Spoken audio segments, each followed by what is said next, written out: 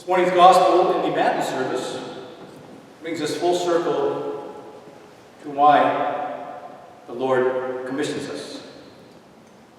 It was the Great Commission. And we received this morning, this 8th day of Pascha, the Antipascha as it's referred to, the Great Commission, to go unto all nations, baptizing them in the name of the Father, and the Son, and the Holy Spirit.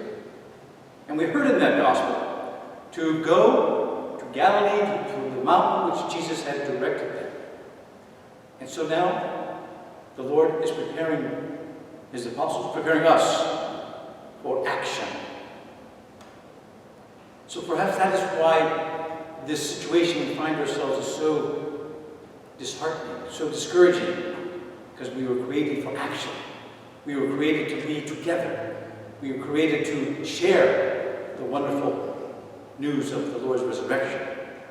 And indeed, that momentum has been terribly compromised these past few weeks. But indeed, the Lord is risen.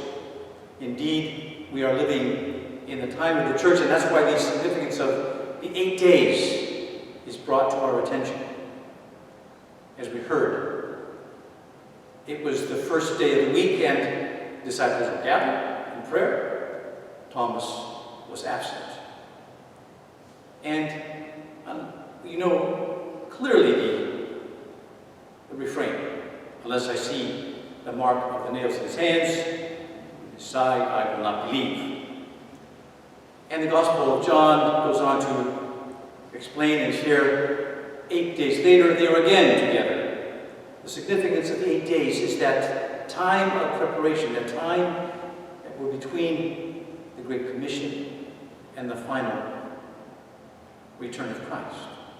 And so the significance of the 8 days, as we've experienced this past bright week, is to remind us of the new day, the first day of the week, the 8th day, the new day of the kingdom.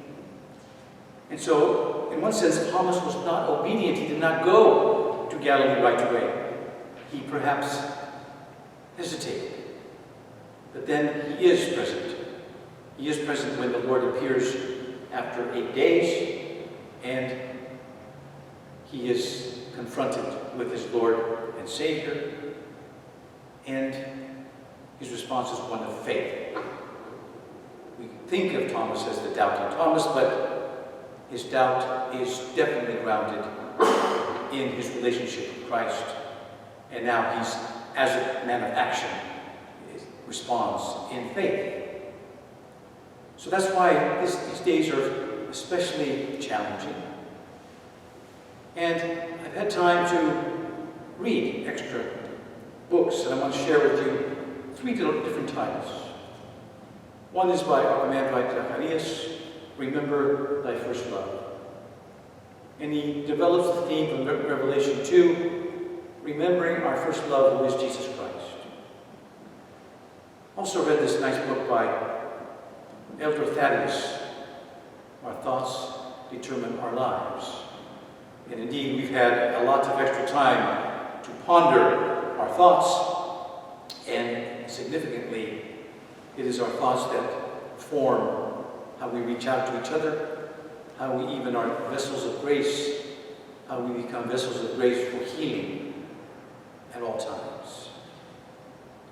And this last book I've been reading, especially relevant and impactful on my life, Time and Despondency, Regaining the Present in Faith and Life.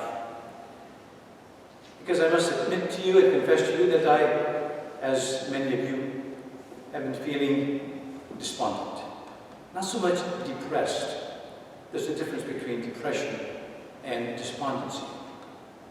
And the church fathers, especially those great fathers of the desert, the Egyptian desert, point out that despondency itself is not sinful, but our reaction to despondency is significant and very important.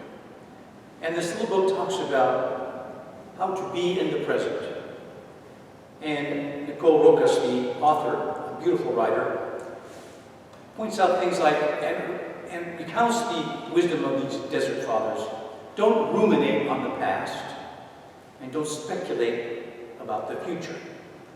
So let us not worry about past deeds, and let us not have extraordinary anxiety about what is before us.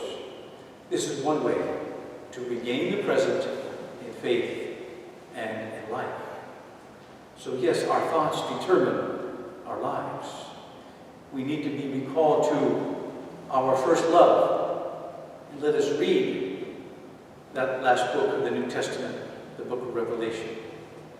And let us ponder how we overcome despondency by being present, by being in the moment in faith and in life. Because ultimately, that is what brought Thomas back to his senses. Being present in faith and in life, being present before the risen Lord. And so ultimately, his doubt is not necessarily sinful. The doubt of Thomas is described in our church hymns as blessed. It was not out of doubt or resistance to truth, but one that desperately desired a truthful answer. So Thomas's doubt gave birth to faith. When the answer was revealed in him to the church, Christ says to Thomas, "Your doubt will teach my passion and resurrection to all." So the conversion of Thomas's doubt into faith led him to declare his confession of Christ's divinity, addressing Jesus as my Lord and my God. So let us continue to be faithful people of action. Let us allow our thoughts to be wholesome and sanctifying and healing for ourselves and for those around us, and ultimately for the world, as Elder Thaddeus points out. And let us regain the present in faith and in life, and emulate the beautiful example of Thomas. No longer doubting Thomas, but the Thomas who now responds to the Great Commission to go into all the world, to baptize, to proclaim the good news. Let us allow our doubt to be fully explicated in faith. Let our doubt give birth to the announcement of the Lord's passion and resurrection, because unto him is due all glory, honor, and worship, now and forever.